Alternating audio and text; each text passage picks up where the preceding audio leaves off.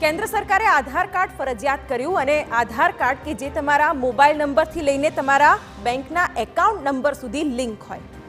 હવે કેન્દ્ર સરકારે એક બીજું કાર્ડ ફરજિયાત બનાવ્યું છે જેને નામ આપવામાં આવ્યું છે અપાર કાર્ડ, કે જે ફરજિયાત વિદ્યાર્થીઓ માટે કરવામાં આવ્યું છે. ત્યારે આ અપાર કાર્ડ કે જેના કારણે અત્યારે તો સમસ્યાઓ અપાર થઈ રહી છે. જુઓ આ અહેવાલ.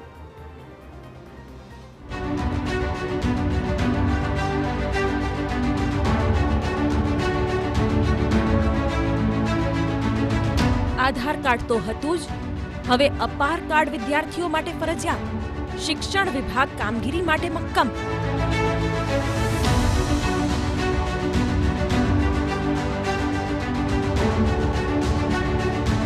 વિદ્યાર્થીનો તમામ શૈક્ષણિક રેકોર્ડ, શૈક્ષણિક સિદ્ધિ અને તે તમામ જે બાબતો કે જે વિદ્યાર્થીની શૈક્ષણિકને લગતી છે એનો પોતાનો એક રેકોર્ડ એ સીધો આ અપાર આઈડીના આધારે જાણી શકાય. અને શાળાઓ નવી જ મૂંઝવણમાં. આ બધી બહુ મૂંઝવણો છે. ભલે હશે, યોજના સારી હશે એ ભવિષ્ય માટે, પણ એકાએક વિધિન 20 ડેઝ કે 15 ડેઝ તમારે આ બધું કરવાનું હોય. અપાર કાર્ડના આધારે વિદ્યાર્થીઓનો તમામ શૈક્ષણિક ડેટા 12 અંકના અપાર કાર્ડમાં સમાવી લેવાશે.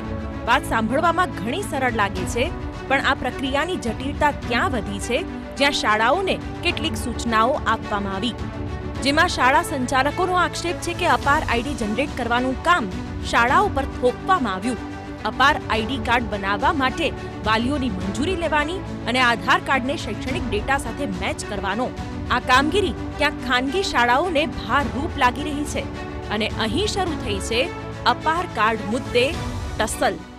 શરૂઆતમાં જેમ આધાર કાર્ડ આવ્યા ત્યારે પણ જે રીતે મહેનત કરવી પડી હતી તે રીતે અપાર આઈડી માટે એક જ વાર આ પ્રકારની જેને કહેવાય કે મહેનત કરવી પડશે, જેમાં થોડાક પ્રશ્નો પણ છે. પણ એ પ્રશ્નો હલ કરીને અત્યારે જો વાલીઓનો ખૂબ મોટો સહકાર મળે અને શાળાઓમાં શિક્ષકો દ્વારા વાલીઓને ઓનલાઈન કે ઓફલાઈન જ્યારે પણ એમને અનુકૂળ સમય હોય ત્યારે એમની સાથે જો એ વાત કરી અવેર કરશે તો આ વિદ્યાર્થીઓના હિતમાં છે. શિક્ષકને તમે આ બધા કામમાં લગાડી દો અને આ વિદ્યાર્થીઓને ભણવા માટે કેસેટો આપી દો, એટલે વિદ્યાર્થીઓ ઘેર બેઠા ભણ્યા કરશે અને એ રીતે આ આપણા ગુજરાતનું શિક્ષણ ચાલશે.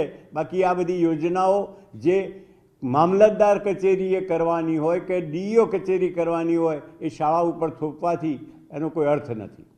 અત્યારે તો શિક્ષણ વિભાગ અને શાળા સંચાલકો વચ્ચે આ બાબત છે. હવે જોવાનું એ રહે છે કે કેન્દ્ર સરકારે આ અપાર કાર્ડ ફરજિયાત કર્યું છે તેને મેળવવામાં વાલીઓ અને વિદ્યાર્થીઓને કોઈ સુચારુ વ્યવસ્થા મળે છે કે પછી ફિકર વધે છે. 12 અંકનું અપાર આઈડી વિદ્યાર્થીઓ માટે ભવિષ્યમાં ડિજિટલ ડાયરી સાબિત થશે. જેમ સારી બાબતો શરૂઆતમાં સમસ્યાઓ લઈને કે પછી સમય માંગતી હોય છે, એ જ પ્રકારની સ્થિતિ અપાર આઈડેન્ટિટી કાર્ડમાં પણ જોવા મળી રહી છે. જ્યાં એક તરફ શાળાઓમાં શૈક્ષણિક સ્ટાફનો અભાવ અને એ સિવાય અપારનું ભારણ જોવા મળી રહ્યું છે અને એના જ કારણે સંચાલકો નારાજ જોવા મળી રહ્યા છે, તો બીજી તરફ શૈક્ષણિક ડેટા અને આધાર કાર્ડનો ડેટા મેચ ના થતો હોવાની તેમજ અટક આગળ પાછળ હોવાની અનેક સમસ્યાઓ સામે આવતી જોવા મળી રહી છે. અને એના જ કારણે અપારનું જે રજિસ્ટ્રેશનનું કામ છે એમાં સમયાંતરે સુધારો આવવો ખૂબ જરૂરી બન્યો છે. કેમેરામેન દીપક સેન સાથે નરેન્દ્ર રાઠોડ, TV9 અમદાવાદ.